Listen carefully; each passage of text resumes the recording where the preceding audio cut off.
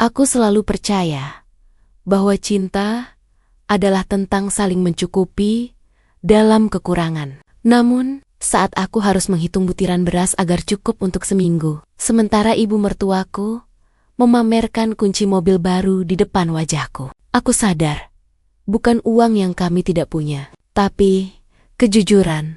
Assalamualaikum warahmatullahi wabarakatuh. Jumpa lagi bersama channel Layar Kehidupan. Semoga bunda semua dalam keadaan sehat. Dan jangan lupa subscribe channel ini, biar bunda nggak ketinggalan ceritanya. Langsung saja ini ceritanya yang bakalan buat bunda sedih. Aku selalu percaya bahwa cinta adalah tentang saling mencukupi dalam kekurangan. Bagiku, Damar adalah segalanya pria lembut yang kukenal sejak bangku kuliah, yang berjanji akan menjagaku meski dunia sedang tidak ramah. Pagi ini, aku terbangun lebih awal, memastikan kemeja kerjanya sudah licin tanpa satu kerutan pun. Di dapur, aku menatap sisa nasi semalam, sedikit menguning, tapi masih bisa kuolah menjadi nasi goreng dengan bumbu seadanya. Mas, sarapan sudah siap.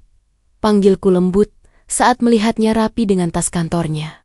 Damar tersenyum, mengecup keningku sekilas. Terima kasih Arini. Maaf ya, lauknya masih begini-begini saja. Kantor sedang sulit. Proyek banyak yang tertunda. Aku mengangguk tulus. Tak ada sedikit pun keraguan. Tidak apa-apa mas. Yang penting kita sehat. Dan kamu kerja dengan tenang. Aku masih punya simpanan tenaga untuk menjahit baju Bu RT siang nanti. Ia mengelus rambutku.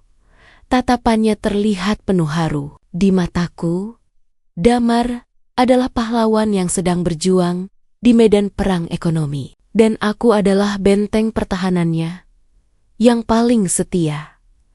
Aku adalah benteng pertahanannya yang paling setia. Setidaknya, itulah yang kuyakini sampai detik ini. Sebelum berangkat, Damar mengeluarkan dompetnya yang tampak tipis. Ia menarik selembar uang berwarna biru, satu-satunya yang ada di sana, lalu meletakkannya di atas meja makan yang kayunya sudah mulai lapuk.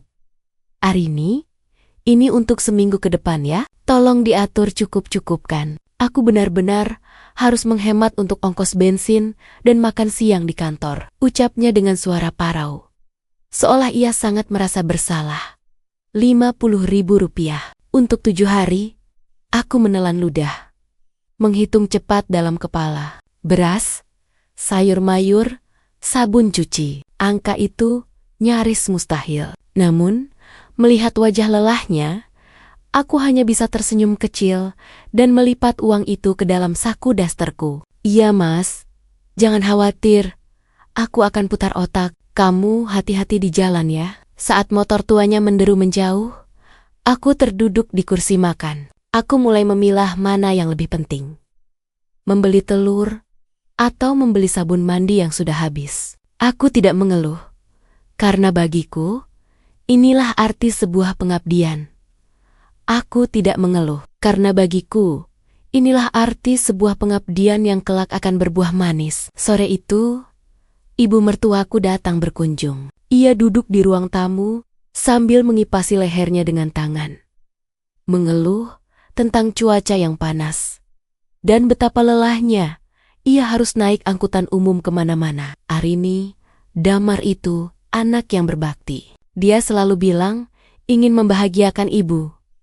Ujar ibu mertua sambil menatapku tajam. Kamu sebagai istri, jangan terlalu banyak menuntut ya. Biarkan dia fokus menata masa depan keluarga kita. Saya tidak pernah menuntut. Bu, apapun yang diberikan Mas Damar, saya syukuri. Jawabku tulus. Ibu mertua tersenyum misterius. Sebuah senyuman yang saat itu gagal kuartikan. Baguslah, baguslah. Istri yang baik adalah istri yang tahu diri dan tidak menjadi beban. Malamnya, saat Damar pulang, ia membawakanku sekantong plastik berisi 2 buah pisang goreng. Meski dingin dan berminyak, aku memakannya dengan lahap, seolah itu makanan termewah di dunia. Kami duduk berdua di teras, menatap bintang. Tanpa aku tahu bahwa di balik saku jaketnya ada sebuah rahasia besar yang sedang berdenyut, menunggu waktu yang tepat untuk menghancurkan seluruh duniaku. Ada sebuah rahasia besar yang sedang berdenyut, menunggu waktu yang tepat untuk menghancurkan seluruh duniaku. Malam itu, saat Damar sudah tertidur lelap karena kelelahan, aku bangkit untuk mencuci jaket kerjanya yang mulai berbau matahari. Saat aku merogoh kantongnya untuk memastikan tidak ada barang tertinggal, jariku menyentuh sebuah benda keras dan dingin, sebuah kunci mobil. Logonya mengkilap, masih sangat baru. Jantungku berdegup kencang. Mungkin ini kunci kantor. Pikirku mencoba menenangkan diri. Namun, di samping kunci itu, ada selembar kertas kecil yang terlipat rapi. Sebuah kwitansi pembayaran angsuran pertama, mobil mewah, tipe terbaru. Atas nama Ibu Ratna, ibu mertuaku. Nilai angsurannya hampir 10 kali lipat dari uang belanja yang ia berikan padaku untuk sebulan. Duniaku serasa berputar. Bagaimana mungkin? Uang? Dari mana? Bukankah kantor sedang krisis? Aku menatap Damar yang mendengkur halus. Pria yang baru saja memberiku 2 buah pisang goreng dingin sebagai tanda cinta. Sementara di saku jaketnya tersimpan bukti kemewahan yang ia sembunyikan dariku. Bukti kemewahan yang ia sembunyikan dariku itu membuat tanganku gemetar hebat sepanjang malam. Namun, aku memilih diam dan menyimpan kertas itu kembali. Esok paginya, ibu mertua datang lagi. Kali ini ia tidak datang dengan angkutan umum, melainkan turun dari sebuah mobil putih mengkilap yang berhenti tepat di depan pagar rumah kontrakan kami yang reot. "Arini, lihat. Ibu dijemput teman. Katanya mau diajak jalan-jalan," seru ibu mertua dengan nada tinggi. Seolah ingin seluruh tetangga mendengar. Aku melihat Damar keluar dari rumah dengan wajah pucat. Ia menatapku, lalu menatap mobil itu, dan dengan cepat ia menghampiri ibunya. "Bu, ayo cepat berangkat. Nanti terlambat," potong Damar, berusaha menghalangi pandanganku. "Loh, Damar, mobilnya bagus sekali ya. Teman ibu kaya sekali bisa meminjamkan mobil baru begini." Pancingku dengan suara bergetar, mencoba melihat reaksinya. Damar tidak berani menatap mataku. Ia hanya bergumam, "Iya, teman ibu orang berada. Ayo, Bu." Mereka pergi begitu saja, meninggalkanku yang berdiri mematung di teras dengan saku daster kosong. Bahkan untuk membeli sebutir telur pun, aku harus berpikir 2 kali. Mereka pergi begitu saja, meninggalkanku yang berdiri mematung di teras. Sementara rasa mual mulai mengaduk perutku karena aku belum makan sejak pagi. Siang itu, aku nekat berjalan kaki menuju pusat kota, menuju alamat showroom yang tertera di kwitansi semalam. Aku hanya ingin memastikan satu hal. Apakah aku benar-benar sebodoh itu? Di sana, di balik kaca besar showroom mewah, aku melihat pemandangan yang meremukkan hatiku hingga berkeping-keping. Damar sedang tertawa lebar sambil merangkul pundak ibunya. Ia menyerahkan sebuah buket bunga besar dan sebuah kunci mobil cadangan kepada ibunya. "Ini hadiah untuk ibu. Karena sudah sabar menunggu Damar sukses," ucapnya yang lamit-lomet, ku dengar dari balik pintu geser. "Terima kasih, Nak. Untung istrimu itu penurut ya. Jadi, uangnya bisa kita kumpulkan untuk ini," sahut ibu mertua sambil tertawa renyah. Aku mundur perlahan, nyaris terjatuh ke aspal panas. Air mataku tidak jatuh, tapi hatiku rasanya sudah membatu. Jadi, selama ini nafkah 50.000 itu bukan karena dia tidak mampu, tapi karena aku dianggap sebagai beban yang harus dikurangi agar keinginan ibunya terpenuhi. Aku pulang dengan langkah gontai, membawa satu keputusan besar. Sandiwara ini harus berakhir. Aku pulang dengan langkah gontai, membawa satu keputusan besar. Sandiwara ini harus berakhir. Malam itu, aku tidak menyambut Damar dengan senyum seperti biasanya. Aku duduk di depan mesin jahit tua warisan almarhumah ibuku, memandangi ken-ken perca yang tersisa. Jika Damar bisa membohongiku tentang mobil mewah, maka aku harus bisa menghidupi diriku sendiri tanpa harus mengemis jatah 50.000 rupiah yang menghina harga diriku itu. Arini, kok belum masak? Mas lapar sekali. Keluh Damar saat masuk ke rumah. Wajahnya tampak segar, kontras dengan perutku yang melilit. Maaf, Mas, uang 50.000 kemarin sudah habis untuk bayar iuran sampah dan beli beras. Aku belum sempat ke pasar. Jawabku datar tanpa menoleh. Damar mendengus, tampak kesal karena kenyamanannya terganggu. Kamu itu harusnya lebih pintar mengatur uang, Rin. Masa begitu saja habis? Ya sudah, aku makan di rumah ibu saja kalau begitu. Ia melenggang pergi dengan kunci mobil di sakunya kunci yang ia pikir tidak ku ketahui. Begitu pintu tertutup, aku mulai mengayunkan kaki di pedal mesin jahit. Aku akan membuat 10 daster cantik dari kain perca ini dan menjualnya ke pasar besok pagi. Ini adalah awal dari kemandirianku. Namun rupanya, ibu mertua tidak membiarkanku melangkah dengan mudah. Keesokan harinya, saat aku baru saja hendak membungkus daster-daster buatanku, ibu mertua tiba-tiba datang membawa tumpukan baju kotor yang menggunung. Ia melemparkannya ke atas meja jahitku, menindih karya yang sudah kusiapkan dengan susah payah. Arini, cucian di rumah ibu menumpuk. Mesin cuci ibu sedang rusak. Kamu cuci ini semua pakai tangan ya, supaya bersihnya maksimal, perintahnya tanpa dosa. Tapi, Bu, saya sedang ada pesanan jahitan yang harus diantar siang ini. Protesku pelan. Ibu mertua berkacak pinggang. Matanya menyipit sinis. Oh alah, jadi sekarang kamu lebih mementingkan jualan kain rongsokan ini daripada membantu mertuamu? Ingat Arini, suamimu itu sudah banting tulang untukmu. Tugasmu itu berbakti, bukan malah sibuk cari uang sendiri, seolah suamimu tidak mampu. Aku terdiam, meremas pinggiran meja. Ia sengaja membuatku sibuk agar aku tidak punya waktu untuk berkembang. Dengan berat hati, aku mulai mencuci tumpukan baju itu. Namun di dalam hati, api semangatku justru semakin berkobar. Aku tidak akan menyerah sesederhana itu. Karena setiap tetes keringat dari cucian yang kuperas adalah saksi bisu tekadku untuk bebas. Setelah menyelesaikan semua pekerjaan rumah yang dipaksakan padaku, aku tetap begadang hingga larut malam untuk menjahit. Dalam 3 hari, aku berhasil menjual daster-daster itu ke tetangga sebelah dan mendapatkan uang 100.000 rupiah pertama hasil keringatku sendiri. Uang itu kuselipkan di dalam lipatan kain kafan di lemari satu-satunya, tempat yang kupikir tidak akan pernah diperiksa oleh Damar maupun ibunya. Namun, Damar mulai merasa ada yang berbeda. Ia jarang melihatku meminta uang tambahan atau mengeluh tentang lauk pauk yang sederhana. Arini, tumben kamu tidak minta uang bumbu? Biasanya hari keempat sudah habis. Tanya Damar curiga saat sarapan. Aku hanya mencoba lebih hemat, seperti yang kamu mau. Mas, jawabku sambil menyodorkan teh tawar. Tiba-tiba, ia menarik tas tanganku dan menggeledahnya. Ia tidak menemukan apa-apa, tapi tatapannya penuh selidik. Jangan sampai aku tahu kamu punya simpanan rahasia ya, Rin.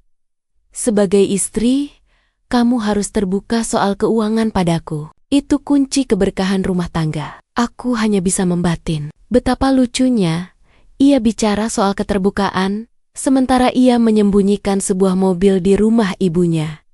Aku hanya bisa membatin. Betapa lucunya ia bicara soal keterbukaan, sementara ia menyembunyikan sebuah mobil di rumah ibunya yang mewah. Kesempatan besar akhirnya datang saat seorang pemilik toko butik kecil di pasar tertarik pada desain bajuku dan memesan 20 potong untuk minggu depan. Aku sudah menghitung modalnya. Cukup untuk membuatku bisa mandiri sepenuhnya selama sebulan ke depan.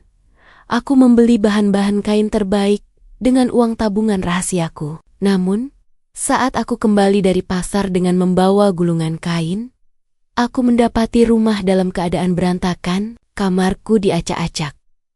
Ibu mertua berdiri di tengah ruangan, sambil memegang kain kafan tempatku menyimpan uang.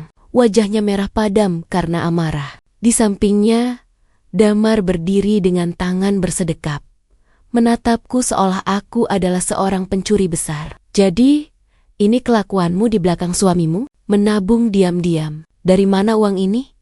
Arini, jangan-jangan kamu melakukan hal yang tidak benar di luar sana. Tuduh ibu mertua sambil menghempaskan kain kafan itu ke lantai. Itu uang hasil jahitanku, Bu. Itu modal untuk pesanan butik. Seruku, mencoba membela diri.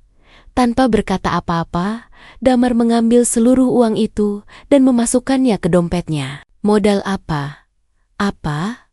Modal apa? Tidak ada bisnis-bisnisan. Uang ini aku sita untuk membayar pajak mobil. Maksudku, untuk keperluan mendesak keluarga. Sekarang, masuk ke dapur dan lupakan mimpimu itu. Aku berdiri mematung, menatap modal usahaku lenyap dalam sekejap, menyisakan reruntuhan harapan yang nyaris membuatku menyerah.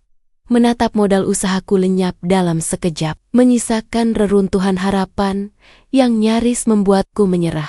Tapi air mataku justru mengering, digantikan rasa dingin yang menjalar ke seluruh tubuh. Aku melihat Damar dengan santainya menghitung lembaran uang hasil jerih payahku, menjahit hingga buta malam. Lalu ia menyerahkannya begitu saja kepada ibunya yang tersenyum penuh kemenangan. Nah, ini baru menantu penurut. Uang ini buat beli aksesori mobil baru ibu ya, Mar? Biar makin cantik kalau dibawa arisan. Celetuk ibu mertua tanpa rasa bersalah sedikit pun di depanku.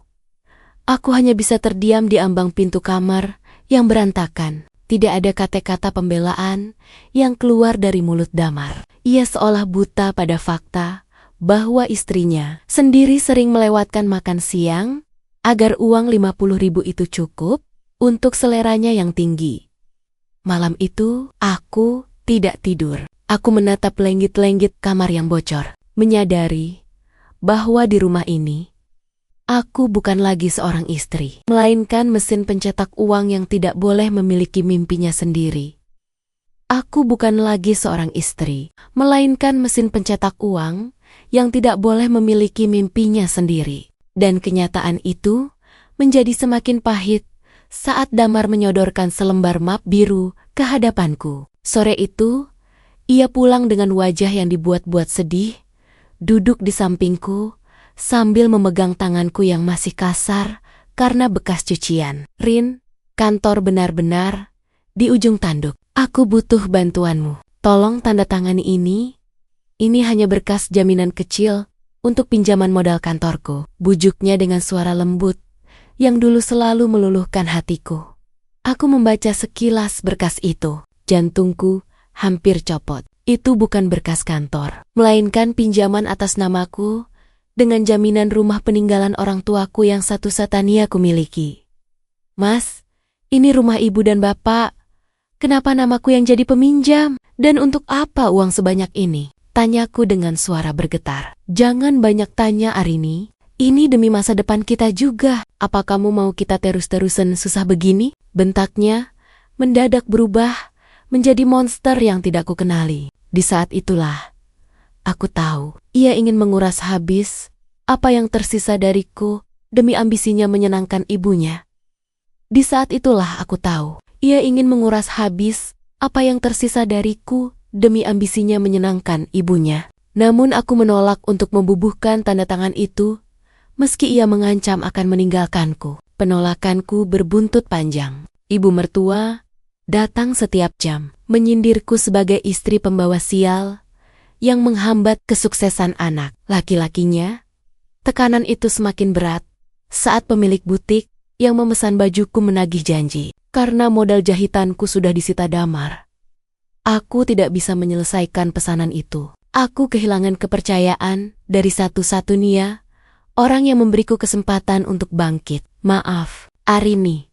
Kalau kamu tidak profesional begini, kami tidak bisa bekerja sama lagi. Ucap pemilik butik itu lewat telepon.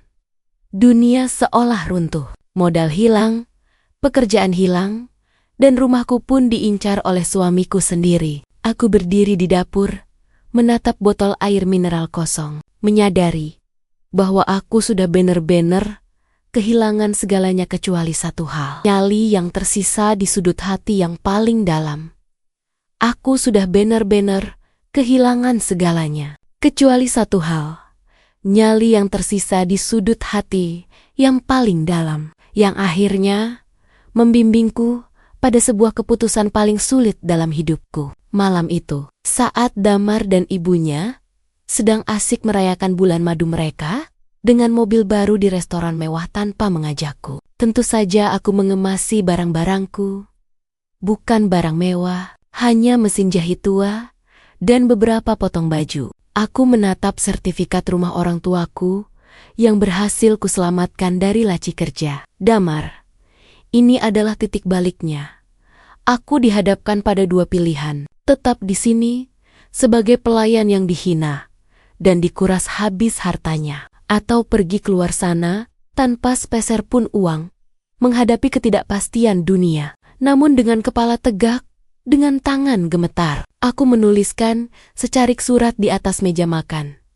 Mas, ambillah mobil dan kemewahan yang kamu kejar. Aku pergi membawa harga diriku yang tidak sanggup kamu beli dengan 50.000 rupiahmu. Aku melangkah keluar dari pintu rumah itu, tepat saat hujan mulai turun. Tanpa menoleh lagi, memulai langkah pertamaku sebagai wanita yang bebas, aku melangkah keluar dari pintu rumah itu, tepat saat hujan mulai turun. Tanpa menoleh lagi, memulai langkah pertamaku sebagai wanita yang bebas. Dengan mesin jahit tua di pangkuanku, aku menumpang di sebuah gudang kecil milik teman lamaku yang baik hati. Ruangan itu sempit, bocor, dan dingin. Namun untuk pertama kalinya dalam bertahun-tahun, aku merasa paru-paruku bisa menghirup udara dengan lega tanpa rasa takut. Aku mulai menjahit lagi, bukan untuk butik besar, tapi untuk warga sekitar yang butuh perbaikan baju murah. Aku mengunggah hasil jahitanku di media sosial dengan narasi jujur tentang perjuanganku. Tak disangka, banyak wanita yang merasa senasib mulai membagikan ceritaku. Mbak Arini, aku pesan 5 daster ya. Aku suka semangatmu, tulis seorang pelanggan di kolom komentar. Uang recehan demi recehan kukumpulkan. Aku makan dengan nasi dan garam, tapi rasanya jauh lebih nikmat daripada makan mewah. Hasil kebohongan yang pernah kulihat di meja makan ibu mertua. Aku membangun kemandirianku dari nol. Jahitan demi jahitan, aku membangun kemandirianku dari nol. Jahitan demi jahitan.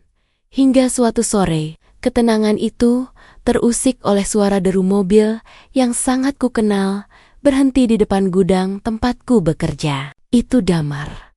Namun, penampilannya tidak lagi rapi seperti dulu. Wajahnya kusut, matanya sembab, dan ia datang tanpa mobil putih mewah milik ibunya. Arini, tolong, aku. Mobil itu sudah ditarik leasing, karena aku tidak bisa bayar cicilannya lagi. Isaknya sambil berlutut di lantai gudang yang berdebu.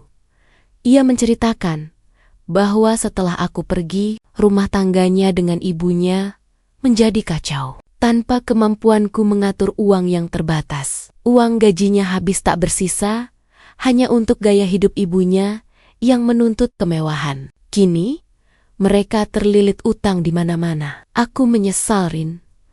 Aku baru sadar, kamulah yang selama ini menjaga kehormatan keluarga ini dengan uang 50.000 itu. Tolong, kembalilah dan bantu aku melunasi semuanya. Pintanya dengan nada memelas. Aku menatapnya. Tidak ada rasa benci, tapi juga tidak ada lagi rasa cinta yang tersisa. Aku menatapnya. Tidak ada rasa benci, tapi juga tidak ada lagi rasa cinta yang tersisa, karena hatiku sudah terlalu penuh dengan kebahagiaan yang kubangun sendiri. Aku menarik napas panjang, menatap mesin jahit tuaku yang kini sudah bertambah menjadi 3 buah berkat bantuan karyawan baru yang kupunyai wanita-wanita yang juga sedang berjuang sepertiku. Mas Damar, aku sudah memaafkanmu sejak malam aku pergi. Tapi memaafkan bukan berarti harus kembali ke lubang yang sama. Jawabku tenang, namun tegas. Aku memberikan sepiring nasi dan lauk sederhana kepadanya bukan karena aku ingin kembali, tapi sebagai tanda kemanusiaan. Aku menunjukkan padanya bahwa kini aku telah berhasil membuka kedai kue kecil dan butik menjahit yang ramai pengunjung. Aku tidak lagi butuh nafkah 50.000 darinya, karena aku sudah bisa menghidupi diriku dan orang lain. Pulanglah, Mas. Selesaikan urusanmu dengan ibumu secara dewasa. Aku bukan lagi tameng untuk kesalahan kalian. Lanjutku. Damar pergi dengan bahu merosot, menyadari bahwa ia telah kehilangan mutiara paling berharga dalam hidupnya demi sebuah kepalsuan. Malam itu, aku tersenyum. Menatap bintang, aku telah menang melawan diriku sendiri. Malam itu, aku tersenyum menatap bintang. Aku telah menang melawan diriku sendiri. Namun ujian terakhir datang dalam wujud seorang wanita yang dulu begitu angkuh. Ibu mertua datang ke butik kecilku tanpa mobil putih, tanpa perhiasan emas yang biasa ia pamerkan, dan tanpa nada suara yang merendahkan. Ia berdiri di sana dengan daster kusam yang warnanya sudah memudar, persis seperti daster yang dulu sering kupakai saat melayaninya. Arini, ibu hanya ingin minta maaf. Sejak kamu pergi, rumah itu terasa sepi dan penuh tagihan yang tidak sanggup kami bayar. Bisiknya dengan suara serak, nyaris tak terdengar di antara deru mesin jahitku. Aku mempersilahkannya duduk, menyuguhkan segelas air putih hangat. Tidak ada lagi rasa gemetar di tanganku, tidak ada lagi rasa takut akan sindirannya. Aku melihat seorang wanita tua yang kehilangan segalanya karena gengsi yang terlalu tinggi. Ibu, semua sudah berlalu. Aku tidak menaruh dendam. Jawabku tenang. Ibu mertua menangis terseduh-seduh, menyadari bahwa menantu yang dulu ia anggap sebagai beban, justru adalah satu-satunya orang yang memiliki ketulusan paling dalam di keluarga mereka. Ibu mertua menangis terseduh-seduh, menyadari bahwa menantu yang dulu ia anggap sebagai beban adalah satu-satunya orang yang memiliki ketulusan paling dalam. Namun tangisannya tidak lantas membuatku goyah untuk kembali ke masa lalu yang kelam. Aku membantunya sekadarnya, memberikan beberapa potong pakaian layak dan modal kecil untuknya berjualan sayur. Tapi aku tetap menjaga jarak yang sehat. Kini, butikku semakin berkembang, dan kedai kueku mulai dikenal luas. Aku mempekerjakan tetongga-tetongga yang dulu juga mengalami kesulitan ekonomi seperti diriku. Kami tertawa bersama, berbagi cerita, dan saling menguatkan. Mbak Arini, terima kasih ya, sudah memberi kami kesempatan kerja, ucap salah satu karyawanku dengan mata berbinar saat menerima gaji pertamanya. Mendengar itu, hatiku terasa penuh. Kebahagiaan sejati ternyata bukan terletak pada seberapa mewah mobil yang kita kendarai, atau seberapa banyak uang yang kita pamerkan, melainkan pada seberapa besar manfaat yang bisa kita berikan untuk orang lain dari hasil usaha yang jujur. Aku merayakan kemerdekaan hatiku setiap hari dengan bekerja keras dan mensyukuri setiap butir nasi yang kumakan. Aku merayakan kemerdekaan hatiku setiap hari dengan bekerja keras dan mensyukuri setiap butir nasi yang kumakan, karena aku tahu betapa mahalnya harga sebuah kejujuran.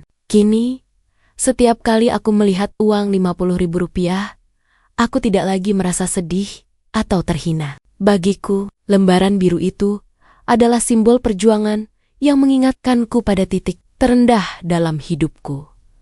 Kisahku ini mengajarkan satu hal penting, bahwa kasih sayang tidak boleh dijadikan alasan untuk menindas orang lain, dan bakti kepada orang tua tidak seharusnya menghancurkan amanah kepada pasangan hidup. Sebuah rumah tangga tidak akan pernah kokoh jika dibangun di atas fondasi kebohongan dan ketidakadilan.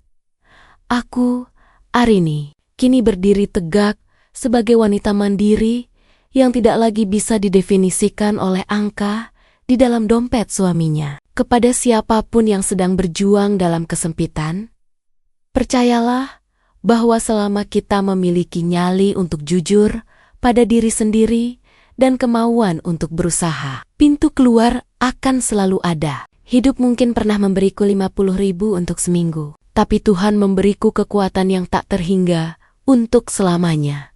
Selesai. Terima kasih sudah mendengar cerita ini. Semoga Bunda semua suka sama ceritanya. Dan jangan lupa like, komen, dan subscribe. Wassalamualaikum warahmatullahi wabarakatuh.